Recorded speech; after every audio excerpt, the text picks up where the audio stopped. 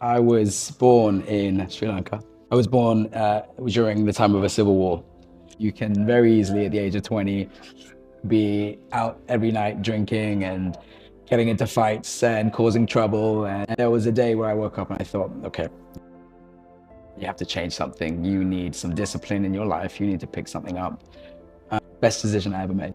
I thought, you know what, this is a great time to leave and restart my life. Many people could think like this guy is crazy, he has a stable job, no worries, and now he wants to quit and start something new. Exactly. With no contacts, only a little bit of cash in my pocket. I did it because I wasn't being myself. You know, working for the bank, it wasn't me. Being a soldier, even part-time, it wasn't me. Yeah. Now I get to be me every day.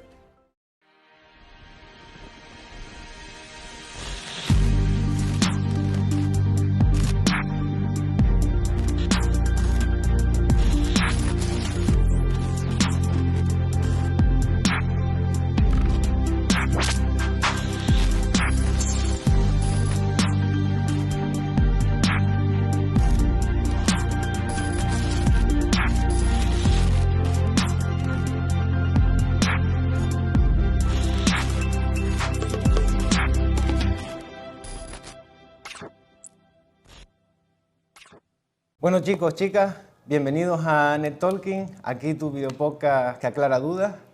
Y bueno, se estarán preguntando dónde estamos.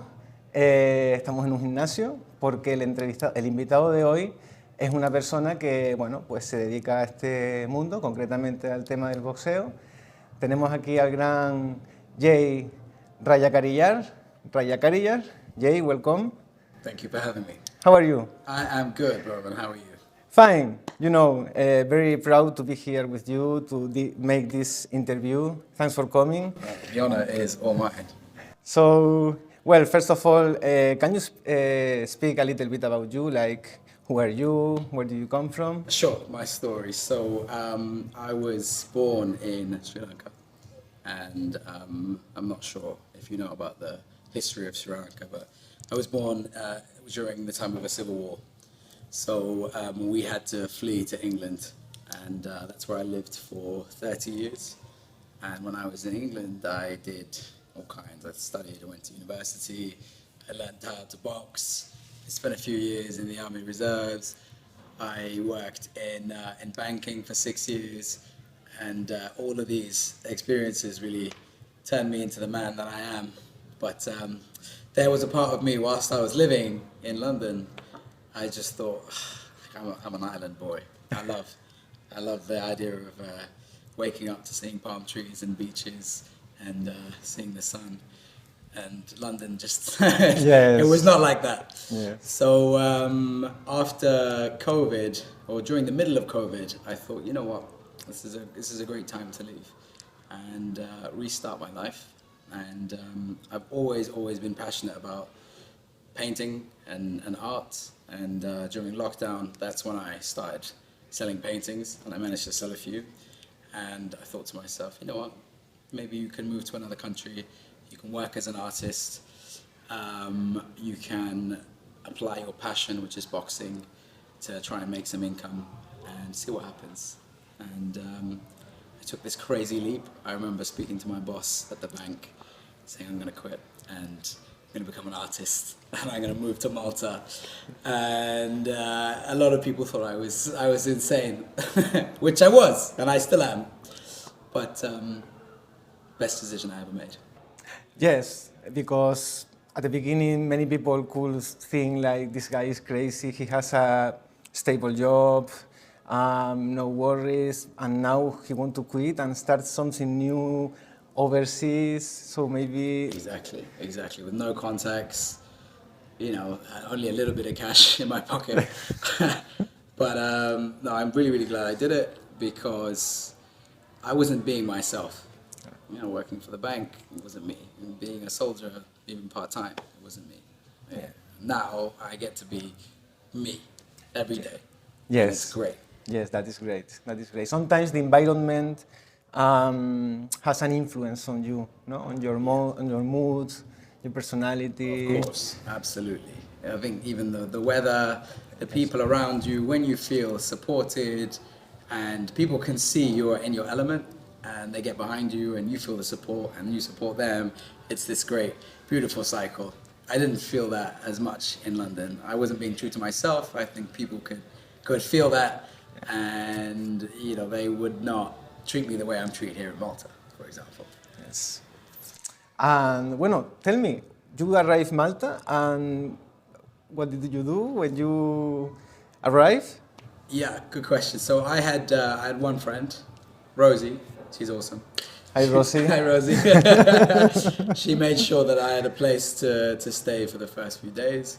But I had this to-do list. I was very systematic, and it was strange things. It was like find out where the local police station is, find out where the nearest hospital is, and just making sure that I was looked after and, you know, just safe. Yes. That was the key thing. I tried to find a job in real estate as an agent. It was good. By day 2, I had a job as a real estate agent. By day 3, I'd found the place in Amsterdam.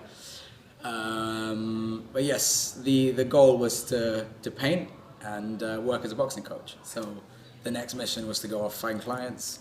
The next mission was to get all my painting supplies shipped over from the UK and just get inspired. And it went well. They went well. And what did you do to find clients, like social media or?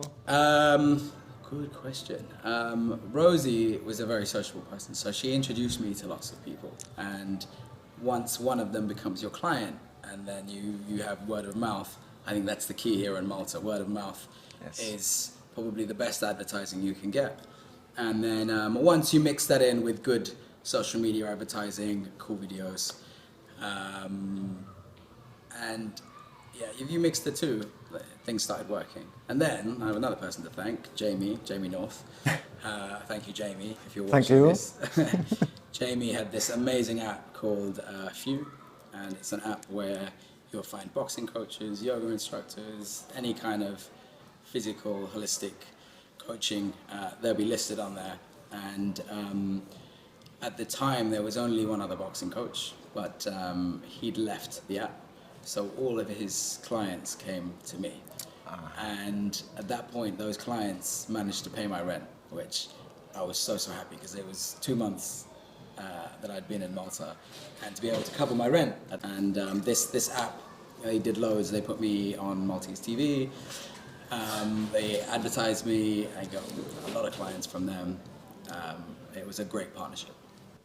So, do you think like nowadays this stuff like internet, social media, helps people to be successful in their projects? Yes, and yes, absolutely. I mean, for me as an artist in particular, there are many famous artists that never sold a painting till they died. And for me to have sold as many as I have, I think it's thanks to the internet. That's the only reason why. And do you think that maybe there are many talented people that they don't know how to use this stuff like social media, and that's the reason they don't become famous or they don't be successful? I mean, they are brilliant in their field, whatever, but they don't care about her personal brand or to make videos and stuff, and they don't become famous? 100%. Well, speaking from my limited success, even when I was working in the bank that I was working at, I think I was very good in my little unit. But over at head office, when they were discussing our bonuses and our promotions, the big bosses, they didn't really know who I was and what I was doing. And that was my own fault because I didn't want to kiss ass, right? But this was to my own detriment, because if I was loud about what I was doing, I would have been more successful there. So I kind of learned from that and decided, you know what, if you're doing something good, you've got to be vocal about it. You've got to be on social media, talking, making videos, making it interesting. You've got to sell it to people.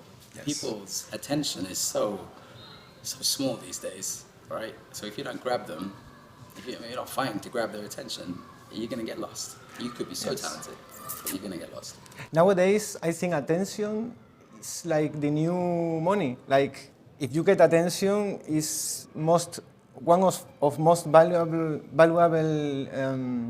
skills that you can have to get attention of I think so. a big audience and people that share your content. Like, wow, this guy, his performance, you know. So I think it's amazing to Yeah, absolutely. I mean, you know, the honor of you wanting to interview me was partly because I have stuff out there online on Instagram. You kind of knew the essence of who I am straight away by looking at what I was posting. And I think it opens so many doors when you're like that. And you do all your videos, I mean, all your content on TikTok and stuff, you edit, always you or? A lot of it is edited by me. What we do here at Sliма Fico is we have this amazing community and we provide a lot of support for each other. So I will often hand out memberships in exchange for other things like content editing. That is good. Yes, that is good. I like this way of working and we have so much fun with it. Yeah. It's great. And can you tell me if you find any relation between boxing and entrepreneurship? Like, boxing gave you any type of skill that can you use on your daily task on your business? Yes, there are so many comparisons between boxing and entrepreneurship. If I had to focus on one, I think boxing makes you very, very comfortable and relaxed stepping into situations like through the ropes into the ring, or even sparring with someone far bigger, far stronger than you. And it gives you the confidence to do that. And every day you survive in business. You know, most businesses do not survive past the 1 year or the 2 year mark. Every day in business is a fight for survival. Yes. So for me, that fighting spirit, I can apply it to business and stay calm when everything's going wrong and people are calling me, Jay, I'm sick, I can't do this, and your accounts haven't been filed yet, and so many problems. Yes. But to stay calm and deal with this, because your team look up to you as a leader, and you need to. You don't need to, but being calm helps you in that situation. So I think that's the number one thing I think boxing has helped me for in business. Yes, and for example, to be disciplined, like at this time I have to do this, at this time. Yeah, exactly. That's another one of the comparisons. So yes, as a boxer, discipline is important. You've got to make weight. And it's not always about motivation. It's about getting up every day and doing something. And even if it is a little bit, you've got to do something. It's the same with business. And on the days that you don't feel happy, on the days that you don't feel motivated, you'll see me sometimes, I'm looking at the floor all the way to the gym because I am sad or depressed or tired. But the minute I get into that gym, smile on my face, you're the boss. Everyone is looking at you. You gotta make it happen.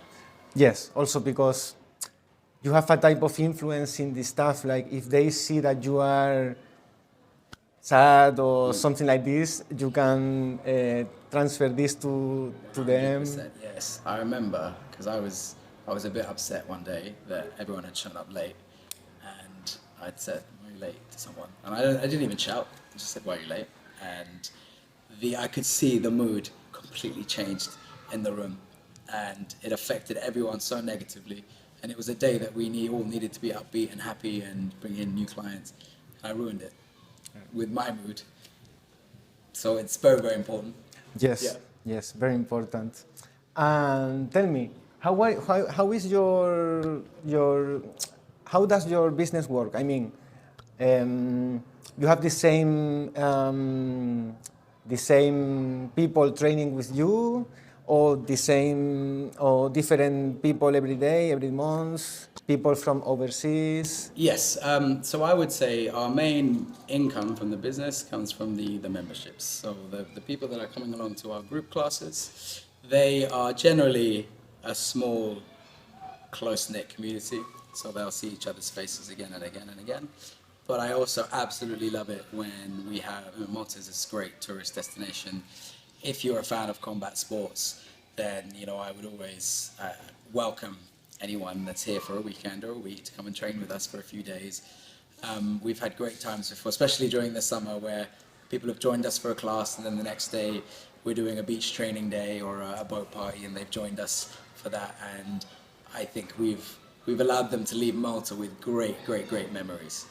So. Yes, that's good. I remember a video doing shadow boxing in a boat. Yes. That was one of our awesome events. Another day that we loved. We had a coach that was the DJ, so we put a DJ up on the deck. We had pads, we had music, we were dancing. That's good. Yes. That's good. After a year of hard training, it was a great way to celebrate. Yes, and also you get the sunlight. It's a good way also to take new customers, because people see you training in the boat and they say, "Who's this guy? Yeah, with these guys. What are you doing?" And I want to train with you. Yeah. In the little bay that we were, everyone stopped to watch. It was good for marketing. Yes. Can you tell me a little bit about, for example, any relative experience training professional fighters? Sure. Here in Malta, the professional scene is quite a fairly strong one.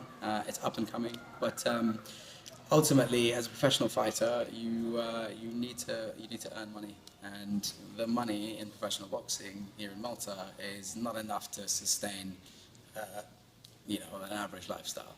So, as a pro boxer, you would most likely be also training your own private clients.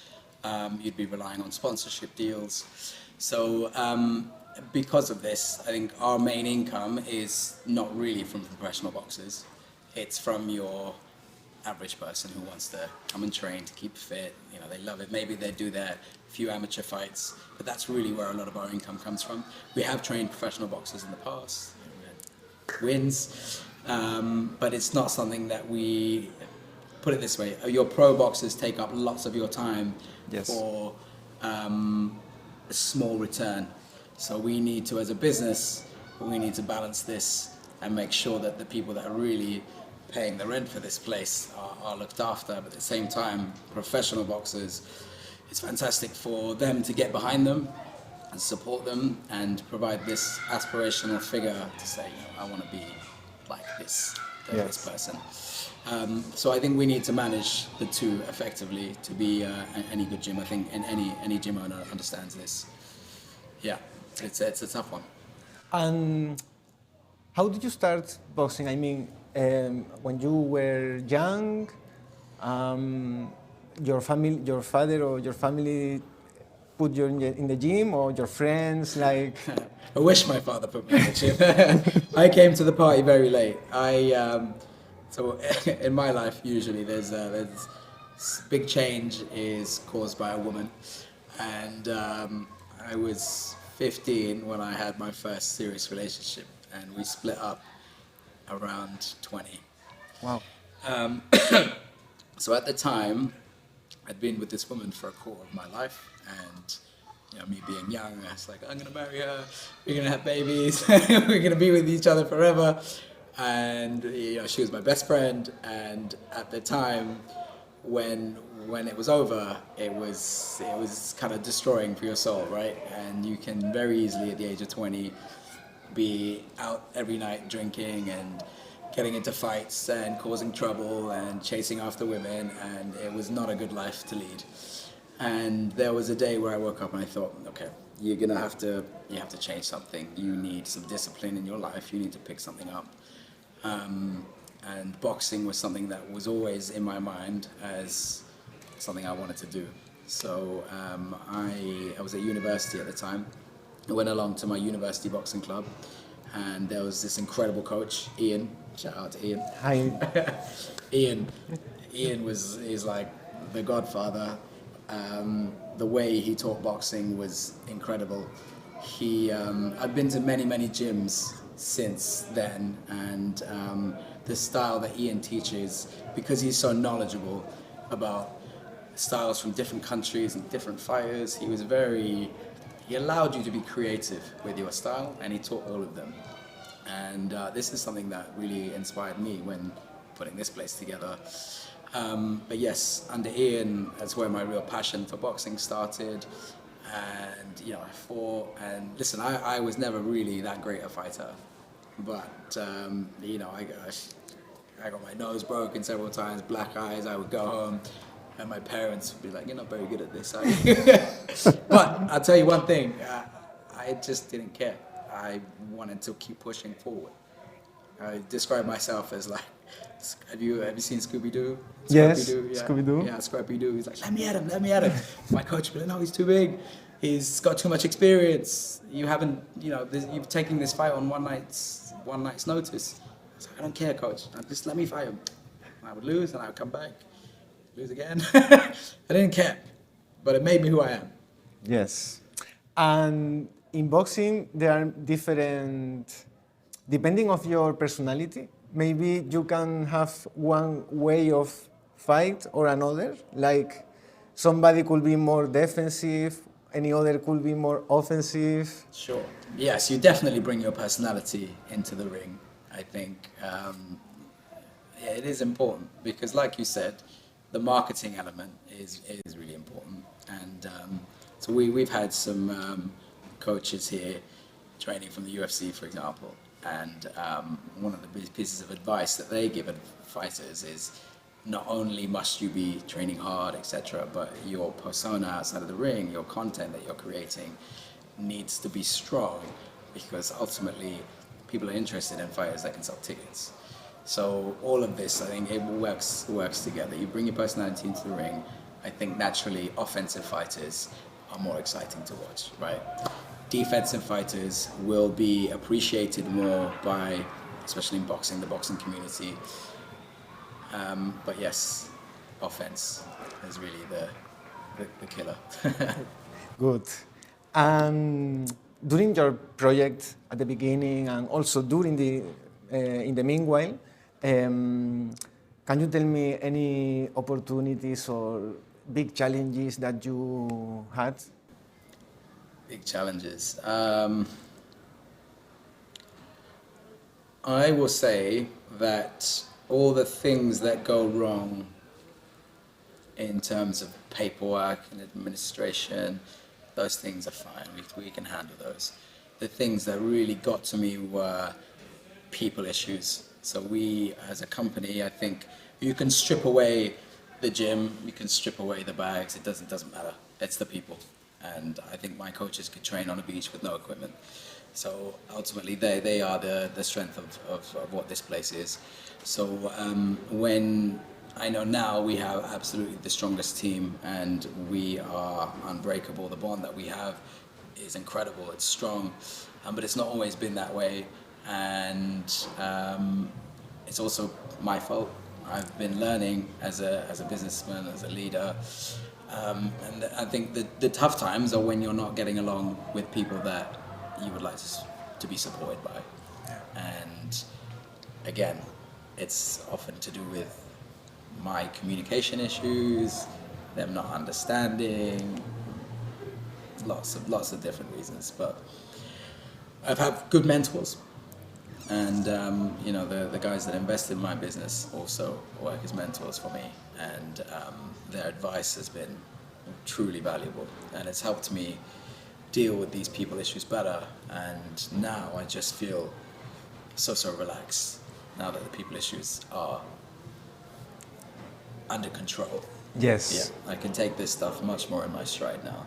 So when you start, because many people, you know, sometimes there is content that talks about starting a project, to be successful, everything will be okay, blah, blah, blah, but there is not a flat way. I mean, you will have good moments, bad moments, and I think 80-90% of people quit because they don't see results in a short term. Mm-hmm. So can you tell can you advise to people, like, when they see any problem and maybe the things are not going why they expect at the beginning? Sure. I think the best I'm not sure where or how I learned to do this, but my life changed from the moment I started doing this. It's kind of manifestation, right? You want something, but you believe that you have it. You believe that you are it already, and you start behaving in a way that, I don't know, everything just falls into place. And sometimes it doesn't always happen on time, and sometimes it fails, of course. But that with that supreme belief that it's going to happen, you also have this complete understanding of, if it doesn't happen, it wasn't meant to be. You learn something from the process of trying to get there, and keep going. Yes, keep going. Yeah, exactly. You just kind of forget about that dream, and then you're on to the next one. And then what might happen is, like, when you're trying to achieve another dream, the experience from the failure that you had before, that you were able to just kind of shake off, Yes. it helps you in the future. So yeah, it's never to get down about it. It just was not meant to be. And well, how do you feel right now? I mean, have you got any project in mind or just? I have so many projects. Yes, now we have so much support from our community, and I have incredible coaches and investors, so I'm able to head up lots of different small projects. And would you like to hear about some of them? Yeah. Would you want me to keep a secret? I don't think so. I'll keep a secret. Okay. But yes, I have big dreams, and one of my clients is a CEO of 5 or 6 companies, and Wow. sometimes I tell people, I'm going to do this, I'm going to do that, I'm going to do that, I'm going to do this, and they think he's crazy. But when I told my client, the CEO, he said, I love it. It's good to dream big. This is how I became the CEO of 6 companies. It's not by dreaming small. Yes. And people may tell you you're crazy. And also you feel alive in some way, Yeah.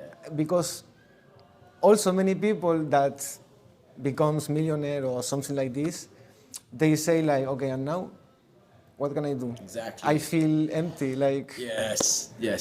You always want to be, it's never enough. You want to be pushing to the next level. But I don't know, money is not the goal. Money is not the goal. It's happiness. It's Exactly. happiness. And happiness comes in many forms. So that is linked to my question, like, Good. because we have, I have common questions in my channel for all the guests. Sure. And one of them is, what is your definition for success? What is success for? Ooh, this is a good one. I should really have thought about this already, but I haven't. I'm going to say very similarly to what I said before. It's are you happy and content? I think in every aspect of your life. Are you? A lot of people show this kind of cognitive dissonance. They say, I want to be this, but they behave in exactly the opposite way. So I think when you say, I want to be this, and everything is just perfectly aligned, your health is good, you're surrounded by people that love you and value you, you are doing something that you are passionate about, you're getting paid for it, you are putting something good out to the world, you're helping raise people around you. I think that's success. Yeah. And did you find any any customer that has many problems and boxing helps him in some way to change his life, like? Absolutely, yes. I mean, I hear small things, and I see the difference. Because boxing, it changed me from a very timid young man to a far more confident version of myself. I see this in my people. Last week we had some awards that we gave out to our community for dedication, improvement, boxer of the year, kickboxer of the year. And as one of my clients left, I'd given her an award for being the most dedicated. Oh. And as she left, she said, Thank you so much, Jay. Boxing has really changed my life. One day I'll tell you how. So I'm excited to hear exactly how. So for you, that is your most significant asset to like helping people see people changing from a bad situation in a good one thanks to boxing, to your support, to giving advice, because it's not all about boxing. Maybe you are a type of psychology like 100%. Yeah, you become a little bit of a therapist. You're listening to problems, but yeah, equally my clients they help me as well. Sometimes they have great advice as well. So it's a two-way street. it's win to win. Yeah, 100%. You develop deep friendships with your clients as well. Whenever I'm teaching something in boxing, always trying to bring it back to everyday life. Like a good example is we're working, and we might do this later, right? So we're working a combination and something goes wrong. And a lot of my clients are like, I went wrong, crap, and they waste a few seconds. And at this point, I'm hitting them with the pads. And I'm like, get your hands up, get back into it. It doesn't matter, all right? Your opponent doesn't know it went wrong, all right? Just get on with it. A lot of the time, people are so busy in life that they don't know that you've made a mistake, all right? If you sit there complaining about it, people will know. So get on with it. And we were always trying to talk about boxing and life in the same kind of way, because a lot of my clients they're not gonna fight. They're doing this for their fitness. They're doing this because they enjoy it. So I think if I'm gonna try and make their lives better, it's to try and bring in how boxing is gonna help them with their everyday problems. Yeah. Yes, because as you said, like helps you to manage many situations in life, like to be calm in complicated situations, Exactly. Yeah. to deal when you are stressed, maybe breathe a little bit and Yeah, and I think a lot of sports brings this to people. Yeah, it brings out a certain inner confidence and inner strength. It's a beautiful thing.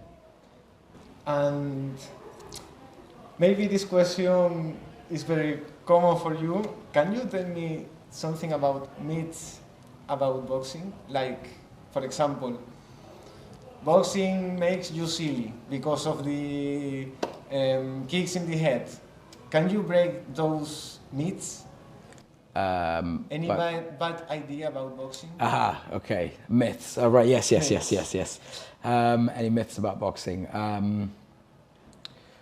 I think the key thing that I hear a lot is when I'm convincing someone to try combat sports, they watch boxing movies, they see Sylvester Stallone, they watch MMA, and they look at these chiseled athletes, and they're often very intimidated about coming into the gym, assuming that our class is filled with these incredibly strong gods. And my response, when their response is usually, I'll come to boxing when I get fit. Mm-hmm. And I think that's the myth, it's that I must be fit to start, but it's terrible to think that way. And in life as well, in business, you don't start when you're ready. You get ready by starting. Exactly. That's the big myth. For everything, right? Yes, 100%. Like my business, if I was waiting till I was ready, nothing would have happened. Absolutely nothing. I just winged it. Yes. You know, I didn't even have the money from my investor, but I was still speaking to my coaches saying, I'm opening a gym. And I was speaking to hotel owners about renting out their studio spaces. I have this money in my bank account. But also that is the secret of the magic of this, because I mean, many people want to start something and they have, as you said, everything has to be perfect. Yes. I need all the equipment, blah, blah, blah. But something good is when you start with a couple of things and during the process, you see how can improve everything, like better equipment, a bigger place, and because then you look back and you say, Madonna, that is better than before, and I was there. I didn't quit, and yes, exactly. Yeah, staying there through adversity, and even if you start and you kind of go the wrong way, it's still progress, right? And a lot of people are scared to make any kind of mistake. But I think that we got here we probably made 100 mistakes, but we made 1,000 good decisions as well. So we are where we are because of that. We moved. And related to this, do you think that sometimes social media can be dangerous in some way because many people compare like, I want to be like this guy, or this guy is having a lot of views but me not. Do you think that social media maybe if sometimes could be bad for yourself or not at all? I've heard this debate a lot, and whenever I hear this, I think this one thing is, why are people not taking any accountability? If you watch someone and you are jealous of their life and this makes you feel a certain way, that's on you, yes. Right? This influencer has created a life that they make out to be so beautiful. I mean, it might not be perfect, right? That's also the truth. But clearly to you, it's beautiful and it's making you feel jealous. That's a you problem. Exactly. And people don't take accountability for this. And I'm kind of upset that we've accepted the mainstream that, you know, you shouldn't be a bad example to people. You shouldn't set unrealistic body standards. I think go out and be as amazing as you can and show everyone how amazing you are. And if they feel bad, they should try and create a life that they're happier for. Right? Yes. So, Jay, what do you think about the mainstream, like the TV, the press, and so on? Maybe they try to keep the people distracted in some way, like going to work, come back to home, see Netflix, eat bullshit like hamburgers and stuff, and don't think in build anything. What do you think about this? Well, it's a tough question because there's a lot about the world that I'm yet to understand. There are many deals going on behind closed doors with world leaders and business people. But seeing what I'm seeing around me, I think this makes a lot of sense what you're saying. It benefits the few people at the top for people to be ignoring key issues. You know, there are world wars happening, not world wars, but wars. You know, there's people that cannot afford to eat or drink in many countries, and all these issues are being ignored by people that can help because they're too busy consuming Kim Kardashian or, like you said, swiping on Tinder. All these corporations, I think, are very, very good at picking up on our basic needs as humans, right? We need love, we need attention, we need good food, we want all these things. And these things have become more important to these people. And I think people are living cycles of they work, they earn money, they spend it all on expensive things that they don't need to impress people that they don't like. Yes. And then it starts again every month. But not every person can leave this cycle and run a business. The system wouldn't work if every person was a business owner. And not everyone is qualified or can handle the stresses and the pressures of it. Yeah, but maybe it's not all like, I mean, maybe somebody just want to travel the world in a van and sell some bracelets and stuff, and maybe that is success or happiness for exactly. him. Yeah, it comes back to what we were talking about earlier, right? If they feel that they're happy, they're surrounded by people that they love or doing things that they love, and financially it's enough for them, their simple life is great, where they have, you know, they probably don't have to pay rent, probably don't have to pay gas and electricity, well, gas bills for sure, but not electricity and all this other stuff. Yeah, why not? Yes. No mortgage. Well, have you got any advice for young people, teenagers that wants to start something, any project? Advice. I think it comes back to what I said earlier. You might not be ready. Just start doing it. Start doing it. start doing and don't wait to have everything perfect. Right? Exactly. The perfection comes later. Exactly. It might not ever be perfect, but it will always be better than the person that never started. Okay, so you wanna train? Are you prepared for this? Let's train. Let's train. Let's do this.